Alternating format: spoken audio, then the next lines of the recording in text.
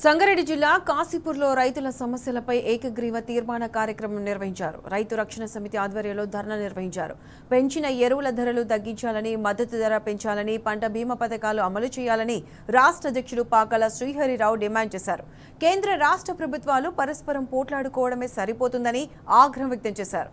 రైతుల సమస్యలు పరిష్కరించడంలో కేంద్ర రాష్ట్ర ప్రభుత్వాలు విఫలమయ్యాయని మండిపడ్డారు. రైతుల సమస్యలు పరిష్కారం కాకపోతే పెద్ద ఎత్తున ఉద్యమం చేపడతామని హెచ్చరించారు.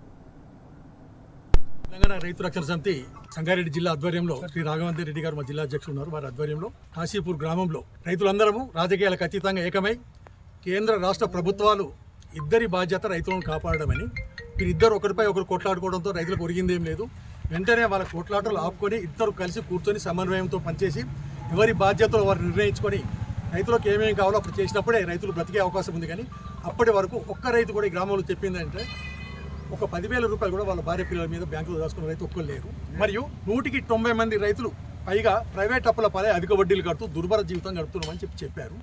అయితే ఇలా మేము ఎన్ని సంవత్సరాలు ఇలా అప్పులతో బ్రతకాలి, రైతులు బాగుపడే ప్రణాళిక కేంద్ర రాష్ట్ర ప్రభుత్వాలకు రెండింటికి లేనట్టు కనపడుతుంది. ఇక్కడ చేసిన తీర్మానాలు ఏంటంటే పెంచిన ఎరువుల ధరలు వెంటనే తగ్గించడమే కాకుండా సరిపోను నిల్వలు అందుబాటులో ఉంచాలి. కాబట్టి రాష్ట్ర ప్రభుత్వం కేంద్ర ప్రభుత్వం బేసిజాలకు పోకుండా ఒక్క దగ్గర కూర్చోండి. మీరు ప్రజా సమస్యలను గురించి మీరు పట్టించుకోకపోతే జెడ్ లాగానో కాక్రోచ్ పార్టీ లాగానో వచ్చి ప్రజలందరూ ఉద్యమించే అవకాశం ఉంది. జాగ్రత్తగా ఉండండి.